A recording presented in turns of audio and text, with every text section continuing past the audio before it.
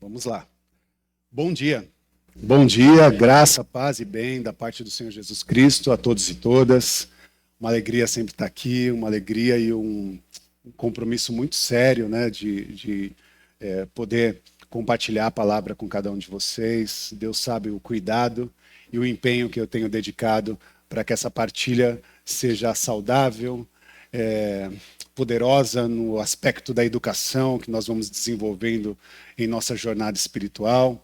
Como é bom caminhar com o Senhor, como é bom mergulhar nos textos, na sua palavra e fazer com que essas revelações sejam reais no nosso cotidiano. Então, me alegro por estar aqui com cada um de vocês. Aproveito para cumprimentar todos e todas que nos acompanham pela internet, seja pelo YouTube ou Spotify. Você é muito bem-vindo, bem-vinda. Peço para que você compartilhe essa mensagem com seus amigos e familiares, porque nós estamos nesse movimento de partilha. A mensagem chega a nós, mas precisa chegar também aos nossos familiares, aos nossos afetos, que você também possa contribuir enviando essa mensagem para todos e todas que participam desse ambiente de afeto, de comunhão e de família. Esse é um tempo especial e muito nobre. E eu desejei compartilhar com vocês o Evangelho de João, no capítulo 20. Você pode me acompanhar com a sua Bíblia, seu aplicativo. Você que está em casa tem o texto na tela, embora eu não vou fazer a leitura agora, mas gostaria que você deixasse o Evangelho de João, no capítulo 20, aberto, porque eu fiz uma reflexão, mergulhei um pouco nesse capítulo, tentando entender os contextos, as tensões que haviam naquele aspecto de um certo vazio do tempo que muitas vezes nos encontra e que estava impactando o coração e a vida de cada um daqueles discípulos.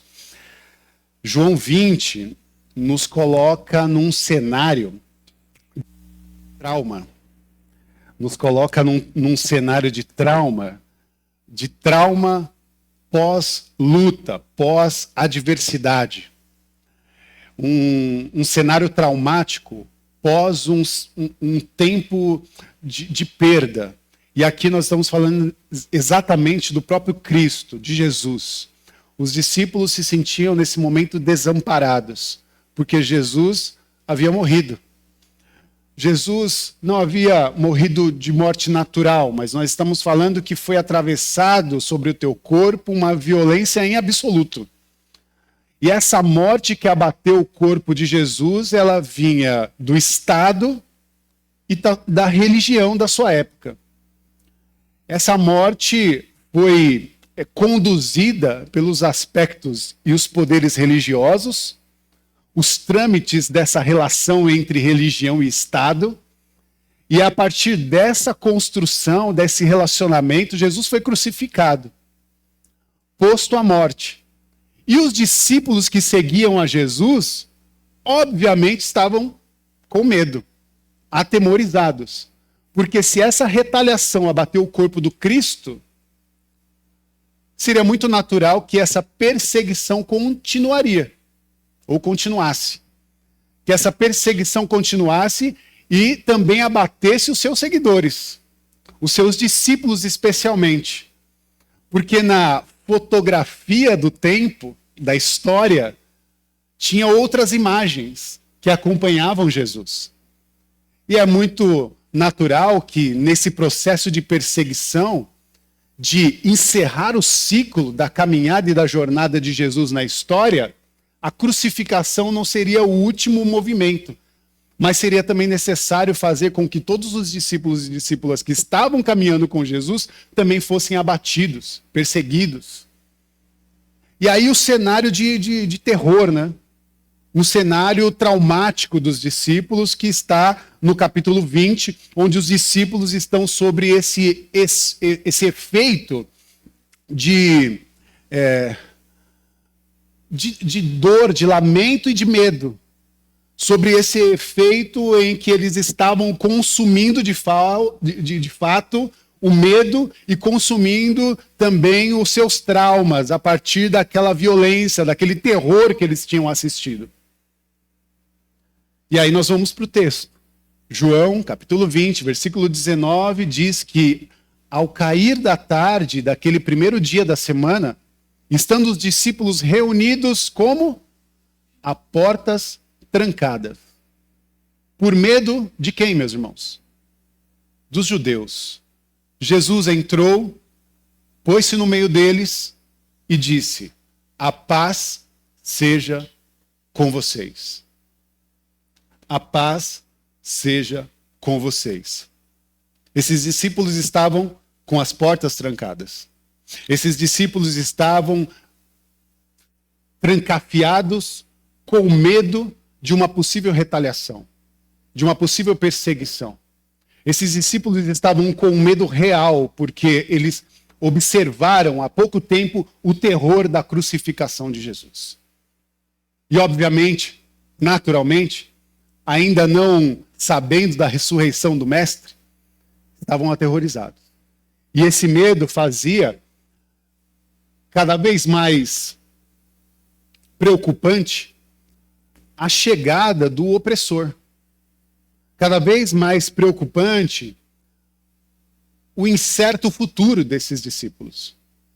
Um medo do opressor, um medo do futuro, um medo também de serem os próximos a serem talvez crucificados, mortos, perseguidos, dilacerados, chicoteados, humilhados em praça pública, porque foi o que aconteceu com Jesus. E se aconteceu com o nosso mestre, certamente acontecerá conosco, alguma coisa vai acontecer. Então eles estavam reunidos, segundo o texto bíblico, João 20, 19. Eles, ao cair da tarde daquele primeiro dia da semana, estando os discípulos reunidos a portas trancadas, por medo dos judeus.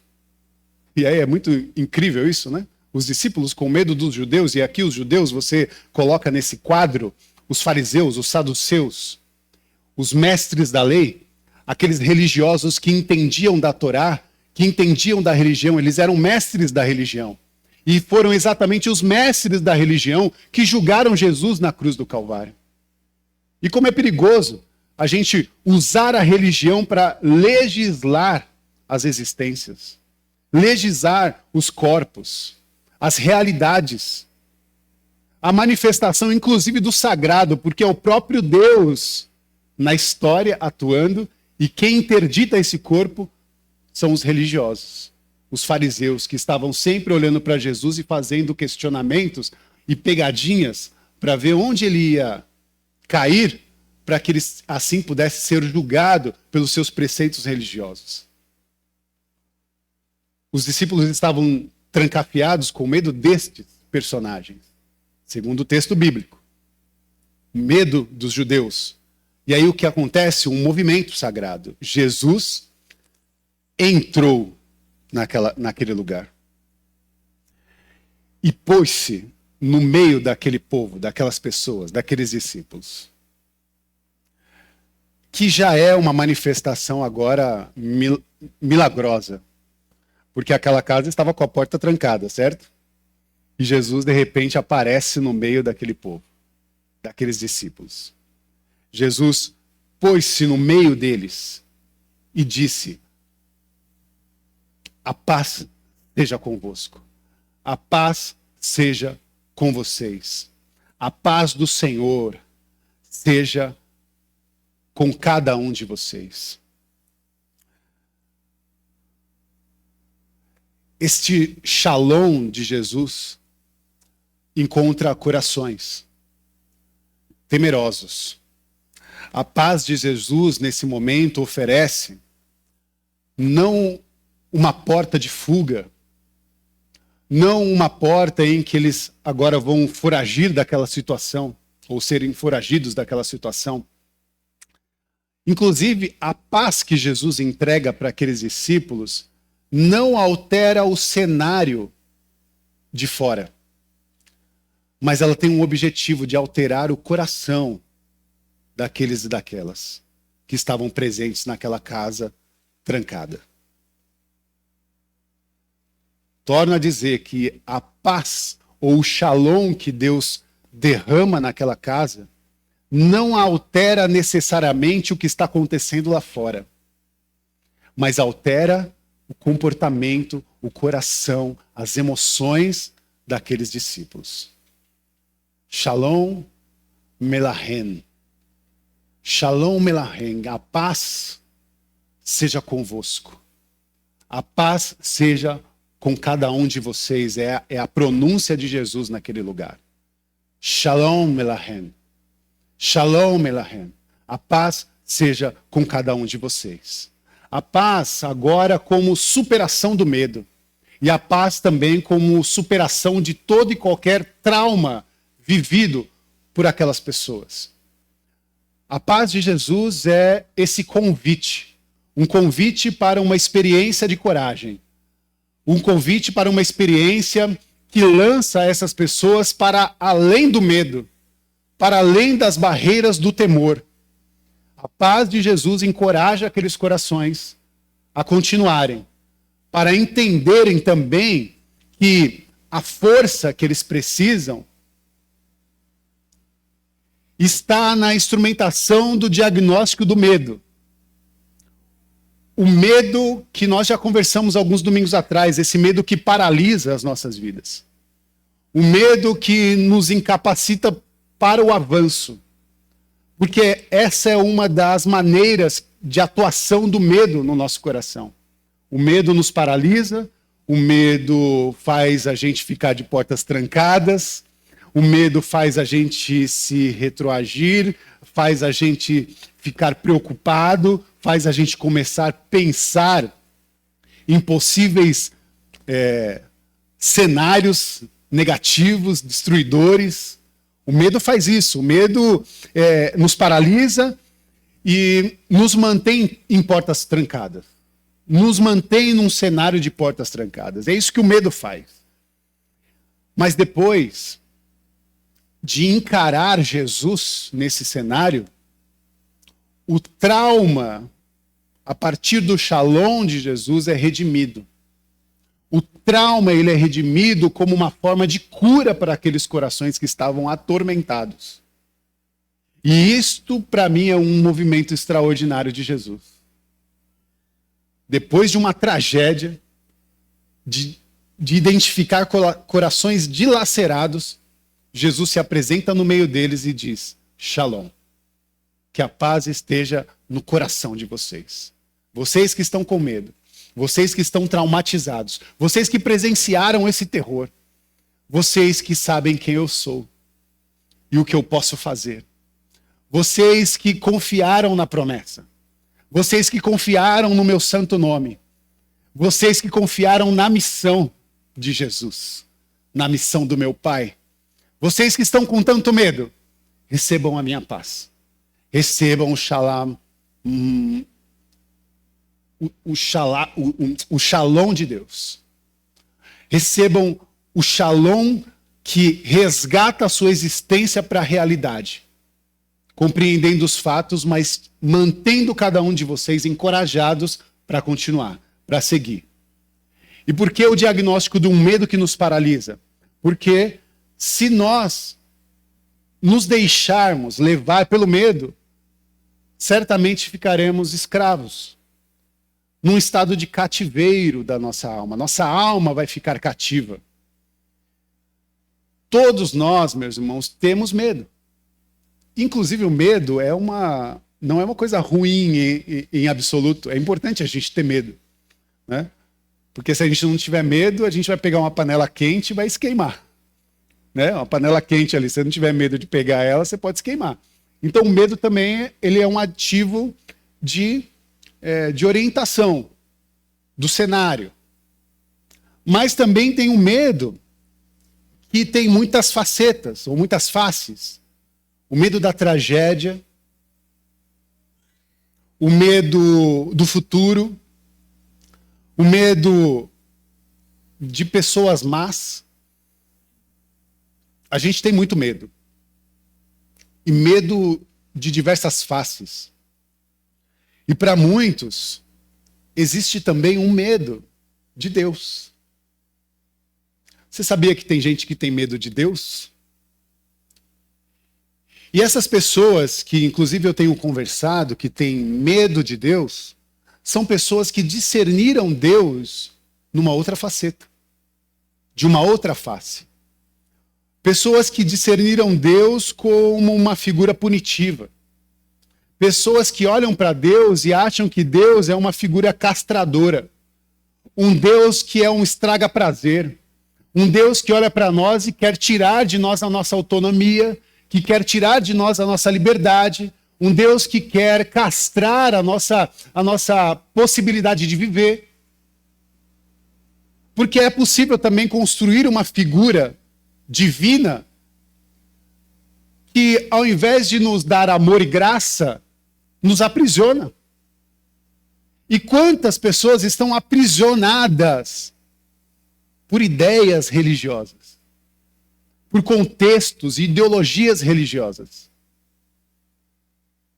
E Jesus, quando vai de encontro a esses discípulos, vai para também quebrar esses paradigmas, que atormentam inclusive a fé de cada uma dessas pessoas que seguiram o Mestre. Porque pode ser que no meio daqueles discípulos tinham algumas pessoas dizendo: será que eu estava equivocada em seguir a Jesus? Será que ao seguir a Jesus eu fui enganado? Será que esse Jesus de fato era real? Será que essa crucificação e esse terror que me atormenta deveria ser feito? Era justo? Será que os religiosos tinham razão? Será que os judeus tinham razão em crucificar Jesus? Esses questionamentos acontecem quando se apresenta de nós um Jesus de graça, de amor, de justiça e de shalom, e um Jesus que foi construído, ou uma divindade que foi construída a partir dos preceitos religiosos, que manipulam consciências, que estruturam e legislam prazeres, corpos, relações, da forma como a religião institucionaliza. Estão me entendendo, meus irmãos?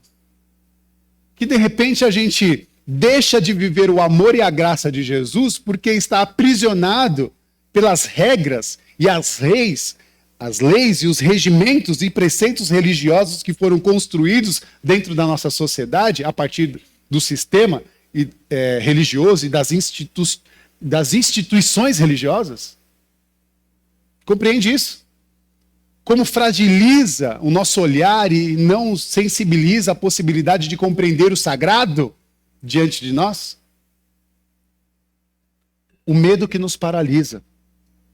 O medo que nos paralisa e que nos violenta, como violentou o corpo de Jesus. E deixou esse corpo com chagas, com feridas, com traumas, com machucaduras. Nós estamos falando de um Cristo agora que se apresenta diante dessas pessoas, marcado pela violência, humilhado. Nós estamos falando desse Cristo que ministrou a paz para os seus discípulos, mas há poucas horas atrás tinha tomado cusparada na cara, tinha sido chicoteado, humilhado em praça pública, levantado no madeiro e pregado, sangrando até a sua morte, a ponto dos militares à sua volta tirarem sorte com as suas vestes, debochando da sua presença e da sua imagem, coroando aquele rei com deboche, com uma coroa de espinhos. É isso que o Estado e a religião desequilibrada faz com corpos e existências. E Jesus é o arquétipo dessas violências. Esse Jesus machucado e ferido entra no meio dessa casa trancafiada. E ele diz: a paz seja com vocês. As pessoas olham para Jesus e não veem o Jesus que elas conheceram. Veem Jesus com as suas chagas, com as suas marcas, com as suas cicatrizes. Jesus aparece no meio delas e, inclusive, faz o teste. Fala para elas colocarem o dedo nas feridas da sua mão. Diz para que as pessoas pudessem olhar a chaga da lança que foi apunhalada na sua lateral. Inclusive, Tomé não estava lá. Naquele primeiro encontro, Tomé não estava. Só uma semana depois, eu acredito que quando Jesus apareceu e ministrou a paz, logo desapareceu, mas deixou aquela mensagem. E os discípulos começaram a conversar sobre aquilo. E disseram para Tomé, mas Tomé não acreditou. Ele falou, não, isso aí é conversa. Eu só acredito se eu tocar. Se eu tão somente tocar as chagas, aí eu vou acreditar. Uma semana depois, Jesus volta para aquele mesmo cenário. Sabe o que ele diz? Sabe o que ele diz para aqueles, naquela segunda visita?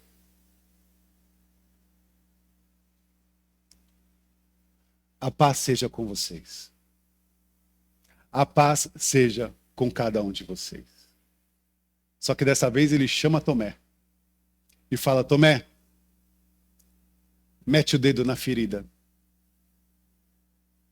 Toca nas minhas chagas. Nós estamos falando, meus irmãos, de um Deus que prova que a paz ou o shalom real se apresenta no corpo de Jesus.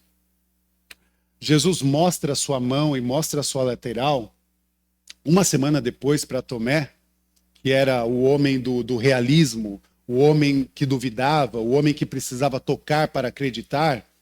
E Jesus convida aquele moço para tocá-lo. João capítulo 20, versículo 27. Ele diz assim, coloque o seu dedo aqui, veja as minhas mãos, estenda a mão, toque ao meu lado. E eu imagino Jesus fitando os olhos a Tomé assim, dizendo, Tomé, pare de duvidar. Pare de duvidar e creia. João 20, 27. Jesus não esconde as suas feridas. Jesus não esconde as suas máculas. Muito pelo contrário, ele usa as suas feridas como prova da sua paz.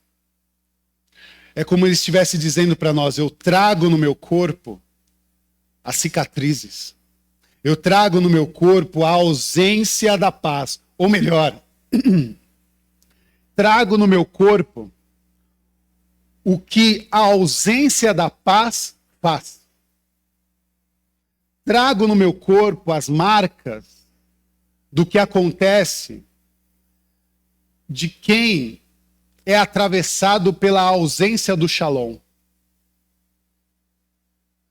Quando a ausência do shalom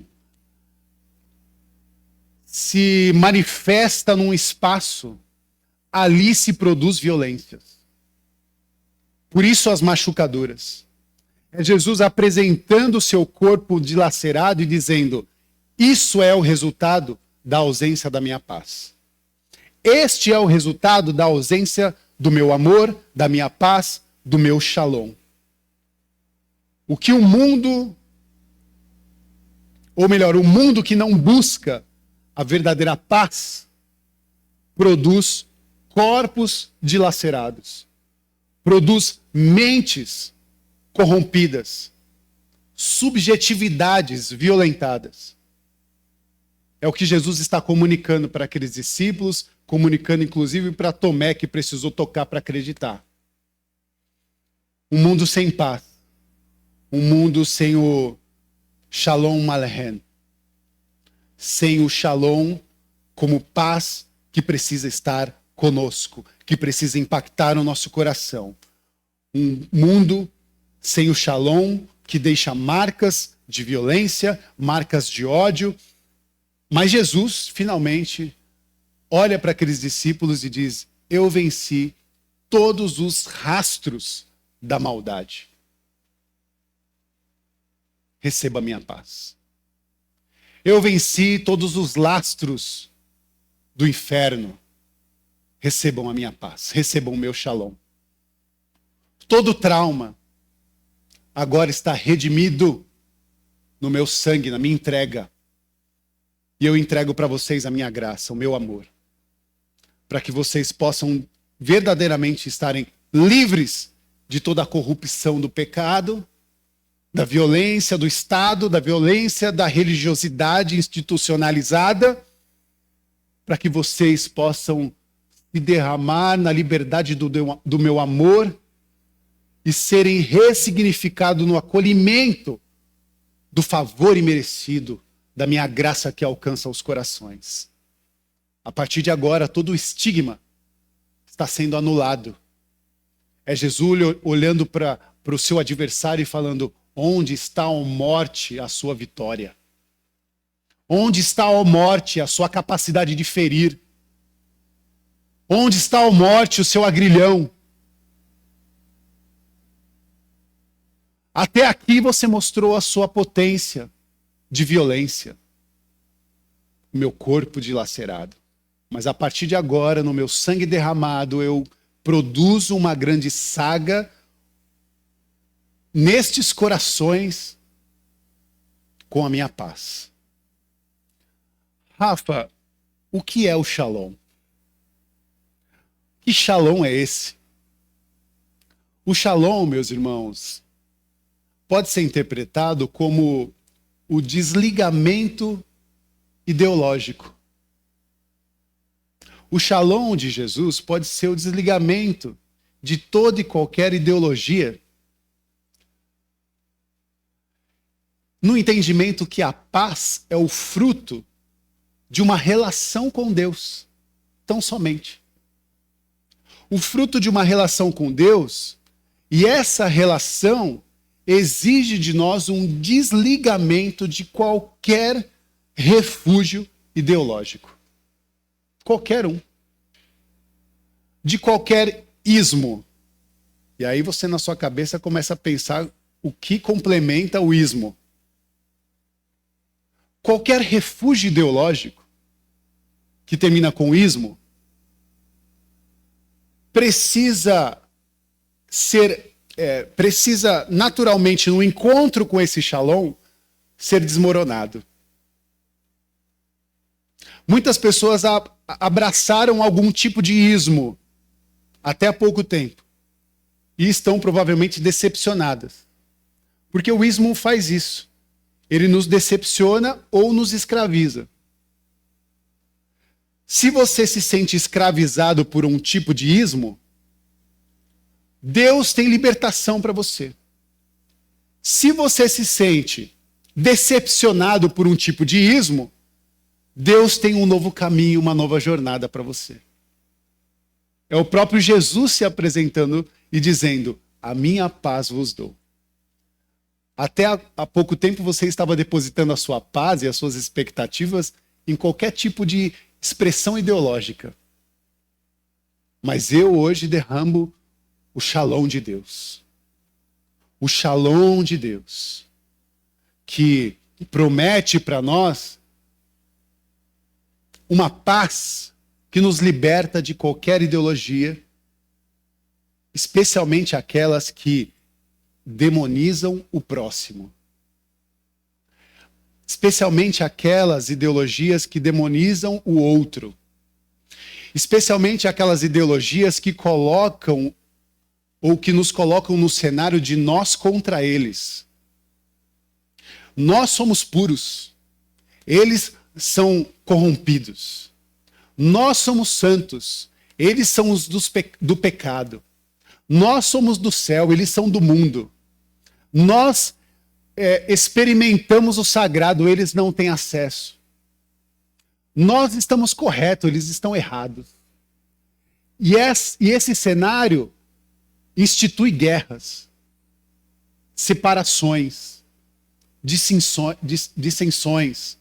divisões, famílias destruídas, relações divididas, separadas, em guerras. É esse cenário que Jesus fala, basta, em absoluto, eu vos dou a minha paz. E ele quer que essa paz se materialize. A paz de Jesus é o Shalom Adonai. O Shalom que é a paz como instrumento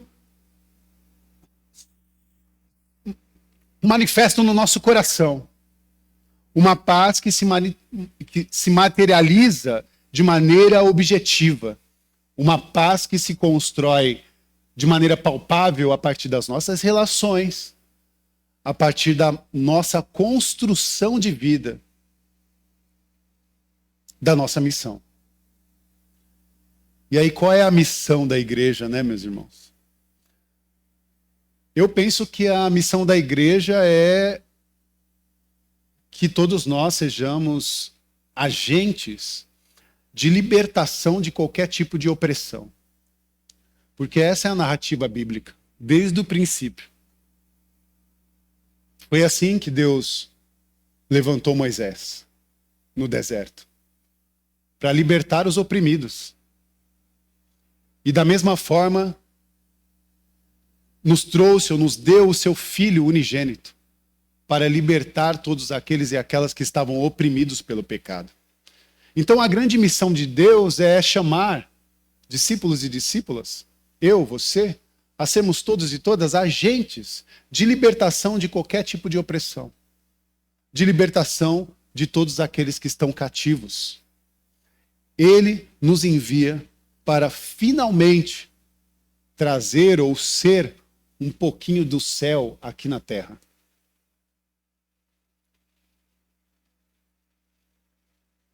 Um pouquinho do céu na realidade, no tempo presente. O céu não é só uma promessa. O céu é uma realidade palpável.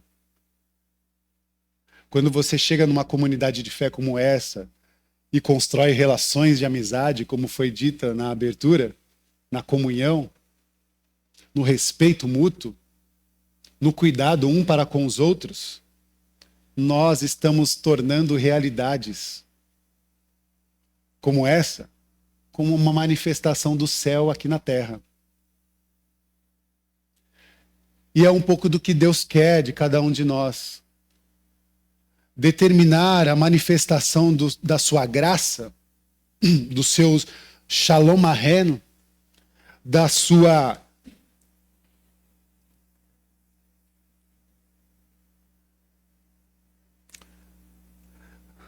lógica de estrutura para esse encontro. Porque note, eu já vou encerrar.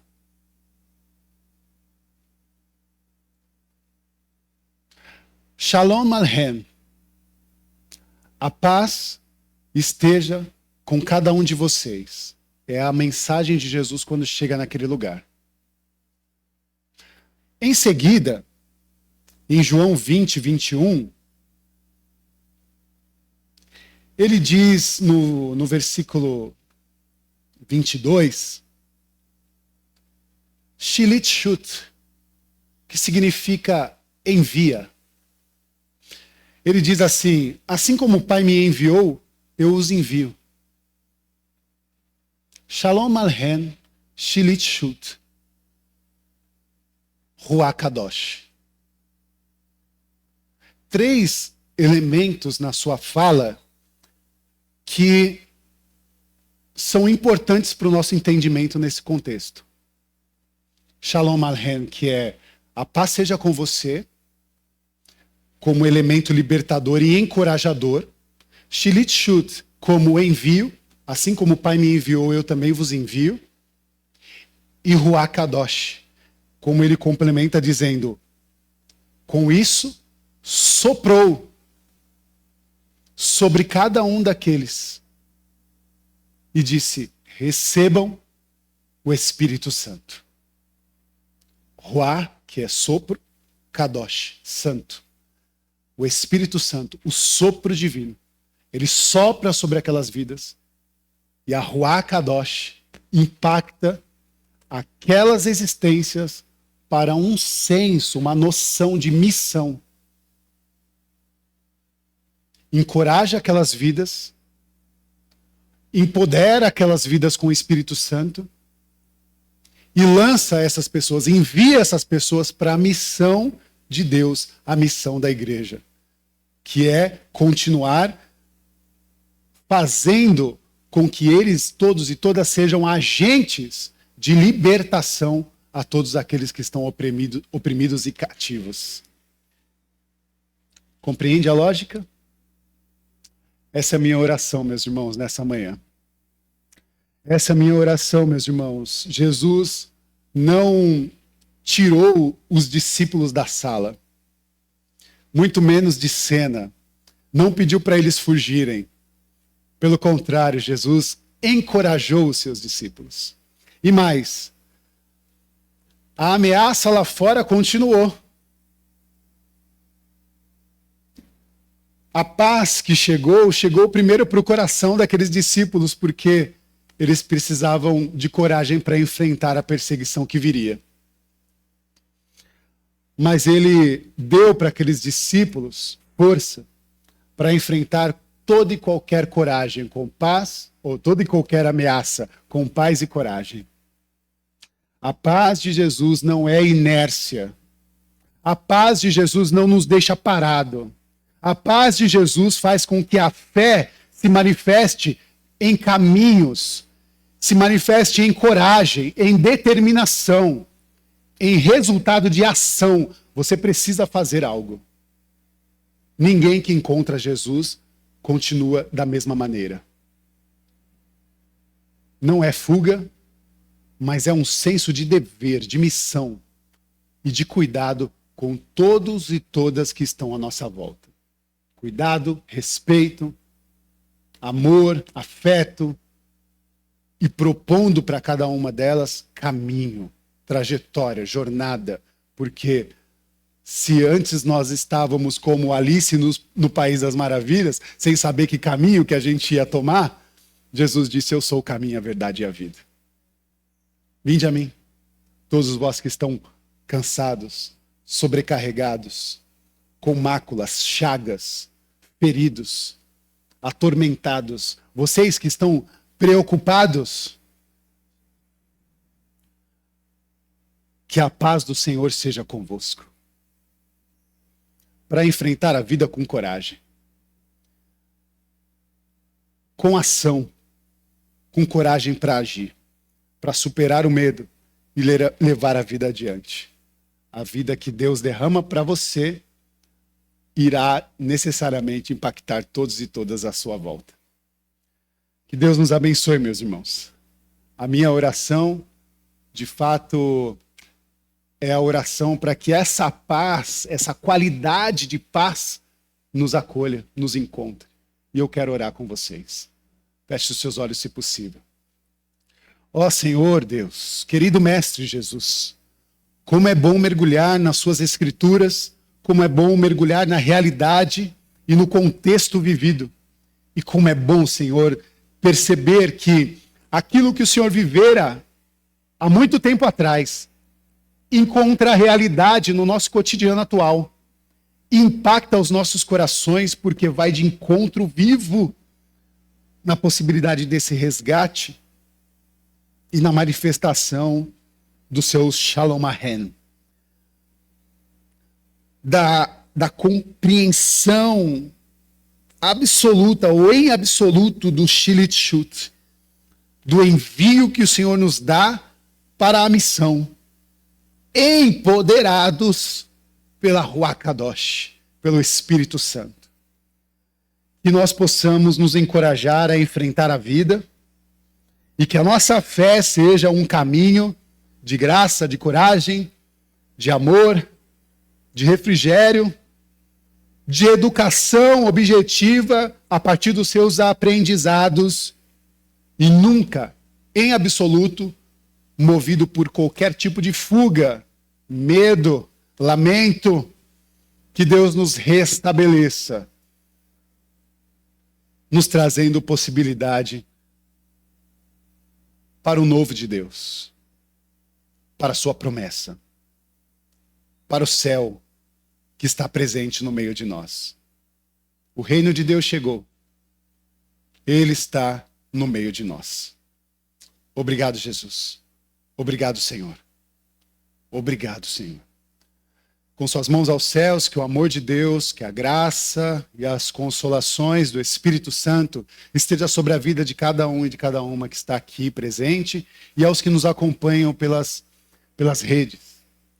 Que a manifestação do teu Espírito e que o sopro da Ruá Divina vos encontre com essa paz, com a paz que o Senhor nos dá. Sejam abençoados com todas as sortes de bênçãos. Em nome do Pai, do Filho e do Espírito Santo. Amém. Amém e amém. Que Deus nos abençoe. Amém.